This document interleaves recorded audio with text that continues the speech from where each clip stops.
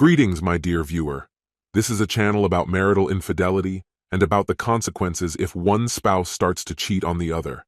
If you, as well as I do, support true family values and condemn cheating, then subscribe to the channel and give this video a like. Let's get started. My wife went on a date without my permission. I locked her out of the house, and as far as I'm concerned, our marriage is finished. Honestly, I don't even know how to begin unpacking this mess. To start with, I'm completely shattered. On top of that, I'm not even sure putting this into words will help me process anything. But here's what happened. Yesterday, Lucy, calling her my wife feels unbearable right now, told me, with an unnerving casualness, that she had plans to go on a date. For context, I'm 34, she's 35, and we've been married for 7 years. From the beginning, we mutually decided against having kids, choosing instead to focus on enjoying our life together. But things have shifted over the past few months. She began complaining that our life had grown too predictable and even floated the idea of having kids to spice things up. I told her I was open to the discussion if it was something she truly wanted, even though I believed we had plenty of time to figure that out. Almost as soon as she brought it up, though, she dismissed it as just a passing thought. I chalked it up to a mood swing and didn't press further. Then yesterday happened. She dropped a bombshell, saying she was going on a date, with a coworker, no less. At first, I genuinely thought she was joking. I laughed, assuming it was some kind of bad attempt at humor, and said, "Good one, you got me." But her expression didn't change.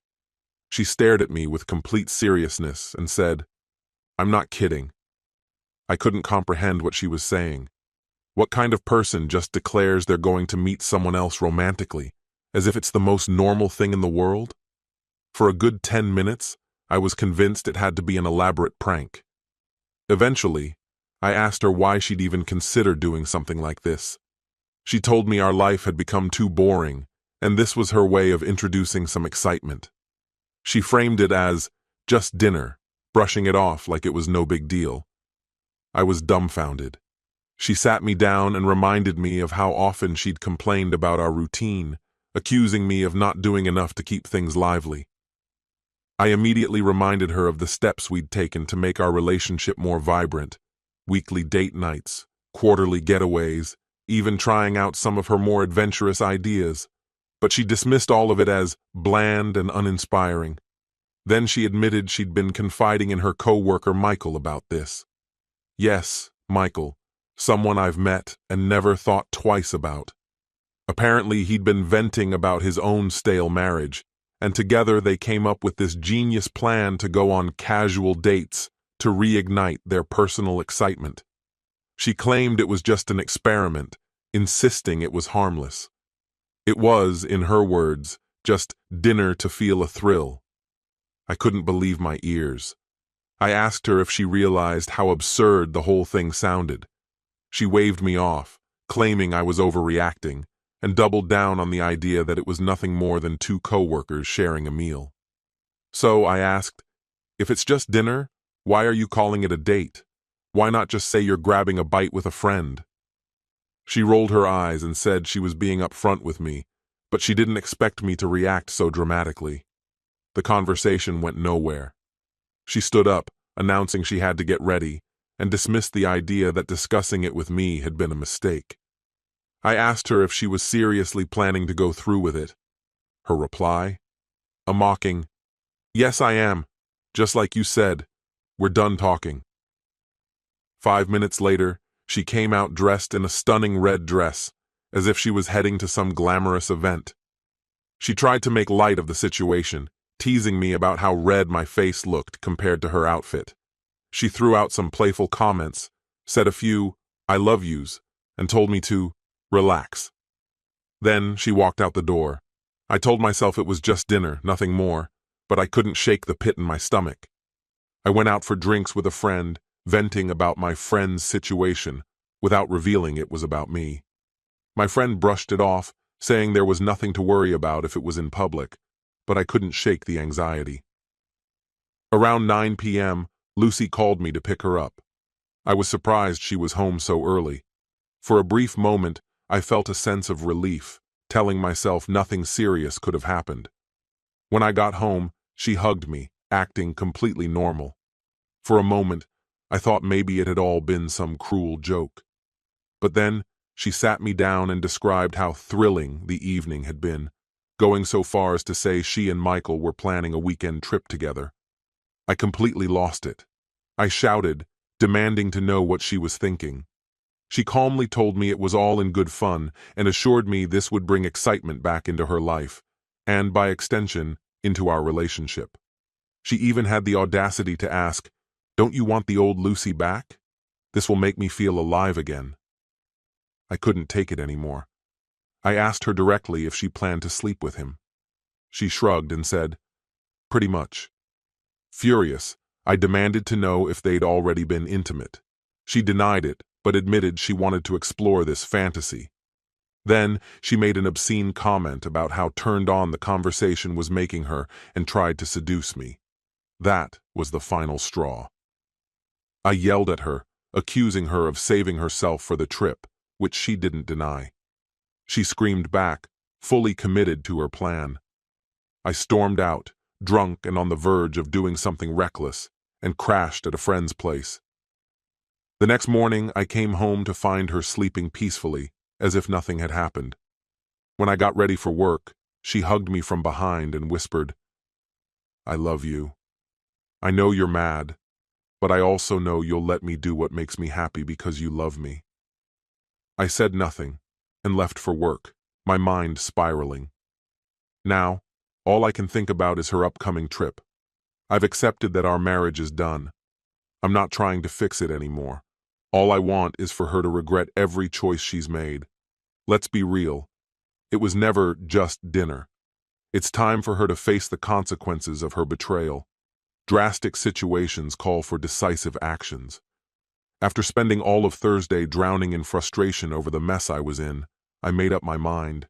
It was time to regain control. I wasn't about to let her walk all over me anymore. On the way home, I stopped at the hardware store to buy a new lock for the house and scheduled a locksmith for Saturday to get it installed. I also ordered a nameplate for the front door, one that displayed only my name, erasing hers entirely. When I got home, I was met with an unsettling sight. She was lounging in revealing lingerie. Completely baffled, I stared at her, wondering what kind of game she was playing. She smirked and said, "Don't you think this is enough to make anyone lose their mind?" "I'm just getting ready for Saturday. I want to look irresistible," she giggled, then waltzed away as if nothing was out of the ordinary. The next day, instead of heading to work, I decided to go shopping. My actions weren't driven by a desire to fix our relationship. That ship had sailed long ago. Instead, my focus was on gathering evidence, ensuring she couldn't deny her actions later. With my phone recording discreetly from my pocket, I confronted her. "So, you're actually going through with this, fully aware of the consequences?" I asked. She leaned in, brushed her fingers against my lips, and said with utter confidence, "What consequences? There won't be any." She continued, "I love you, and you love me. This is just like a little adventure, like going fishing to clear your mind. That's all it is." Her tone was calm, as though she expected me to understand.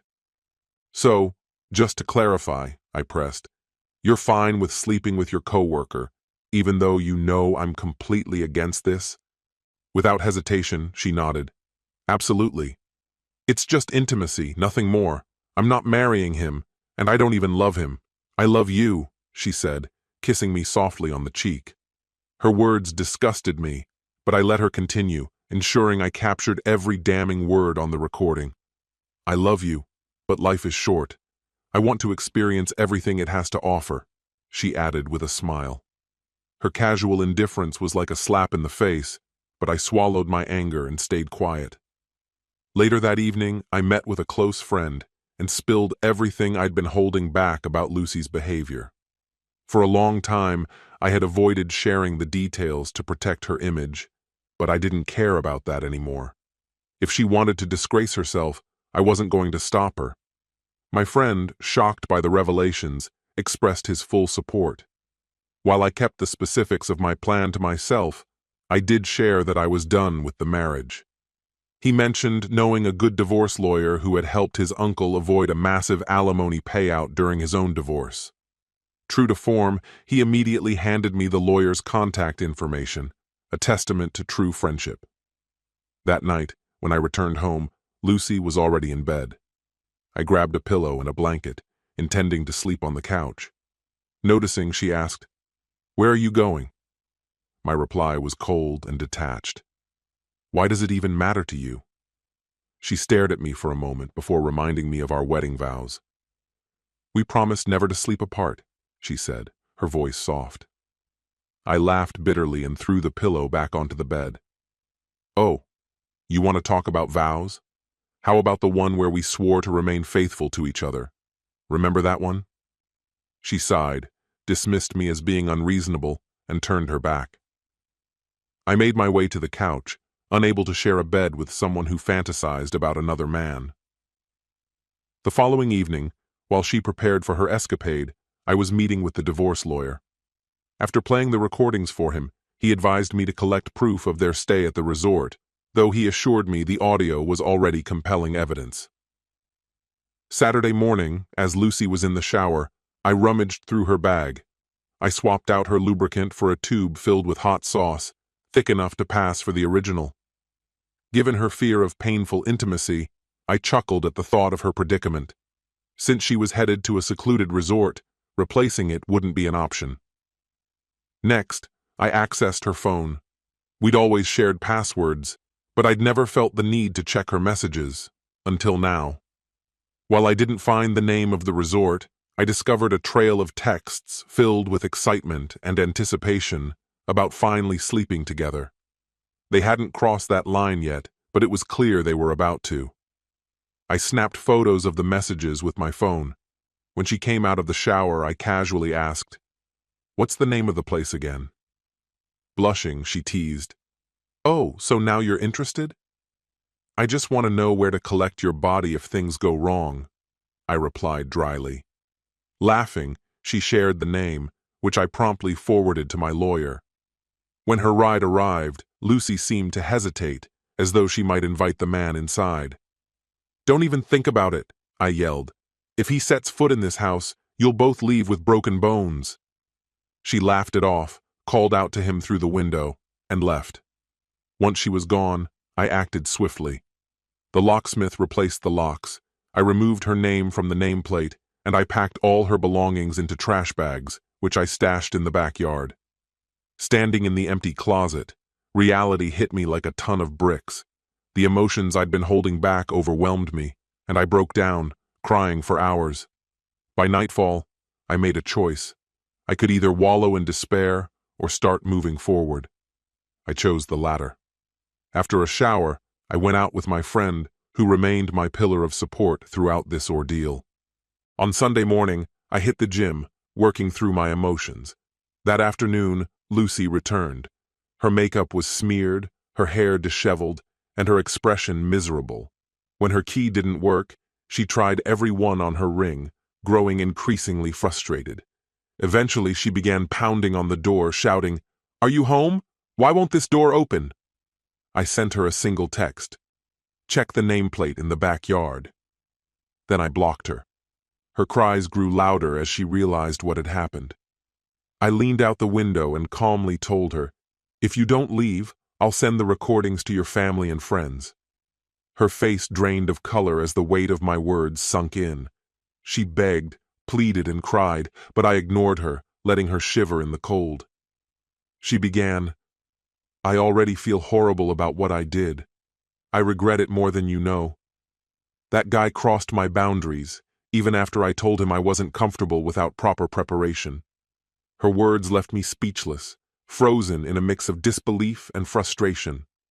Without saying a word, I opened the door and let her in. When she moved to hug me, I instinctively stepped back, rejecting her attempt. She slumped onto the couch and broke into uncontrollable sobs.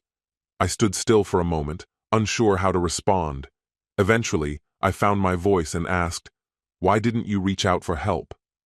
My throat felt tight as I forced out another question. Did he force himself on you? Sniffling, she answered, Not exactly. It wasn't rape, but he manipulated me into it. He said it wouldn't hurt. Her voice broke as she added, But it did hurt. I told him to stop, but he ignored me. I asked if it had happened more than once. She shook her head before correcting herself. No, 3 or 4 times. My jaw dropped as I stared at her. And each time, he talked you into it again? And you went along with it? She nodded weakly, confirming my worst fears. That was when my patience snapped. Are you serious? I asked sharply. Who do you take me for? Do you think I'm gullible enough to buy this? You're not some naive teenager who can be manipulated into this. You weren't trapped in his house. You were at a resort. You could have walked away any time, but you stayed. You kept going back, hoping he'd give you whatever thrill you were chasing. Her tears fell even harder as she cried. The resort was in the middle of nowhere, surrounded by woods. How was I supposed to just leave him there? Please, I shot back. There were staff, other guests, plenty of people you could have turned to for help. And why didn't you call me if you were so scared? She didn't answer. Her silence said it all. I finally told her to leave, adding that she'd hear from me in a week. She begged, Don't do this to me. I'm already drowning in guilt and shame for what I've done. I know I deserve this punishment. You've already had your revenge by swapping the lubricant. What else do you want from me? She promised. I'll change. I'll be the perfect wife. No more nagging, no more complaints. But I stayed firm. That's not the point, I told her. This marriage was over the moment you went behind my back to meet someone else. Her tear-filled eyes searched mine as she insisted. Nothing significant even happened. He barely touched me. I couldn't even let him do much because I need lube. I let out a bitter laugh. Good for you. But it changes nothing. I warned you there'd be consequences, didn't I? She sobbed harder, saying, I thought our relationship was strong enough to survive this. I love you, and I know you still love me. I shook my head. I did love you, deeply, but now I can't even look at you without feeling disgust. It's over. Leave, or I'll send every conversation and piece of evidence I have to your parents. Her face went pale. You've been recording our conversations? Of course, I replied coldly. Did you think I'd confront you without protecting myself? She broke down again, saying she wanted to press charges against Michael for assault and begged for my support. I let out another humorless laugh. That's your problem, not mine. Handle the court case on your own, just like you'll handle this divorce on your own. She pleaded, saying the stress was too much for her to bear. I opened the door and gestured for her to leave. You wanted excitement, didn't you? Well, now you've got it. 2 court cases. What could be more thrilling? After an agonizing silence, she finally walked out. I sent the divorce papers to her office, but they were returned. Apparently, she had resigned. I redirected them to her parents' house. Before they arrived, I decided to visit her parents myself. They had always treated me with kindness, and I felt they deserved to hear the truth. When I showed up, they were surprised to see me alone and asked where Lucy was. I explained that we were divorcing, and I didn't know where she was staying. They were stunned and demanded to know why. I gave them the short version. She had gone out with a co-worker against my wishes, and I couldn't forgive her. Her mother immediately called Lucy, demanding to know her whereabouts. Lucy told her she was out of town, staying with her best friend Bonnie, and that she'd be back the following weekend. Bonnie, a friend Lucy had known her whole life, confirmed that Lucy was with her. She assured her mother that Lucy was devastated but safe. I was relieved to hear that she was okay. As my anger subsided, I realized that resigning from her job and losing everything she had worked for must have been an enormous price to pay. But there was no going back. Lucy's selfishness and disregard for our marriage had destroyed any chance of reconciliation. No amount of regret could repair the damage. That was the end. My friend, and this is the end of the story. If you liked this story, then put your royal like and subscribe to the channel. May the force be with you.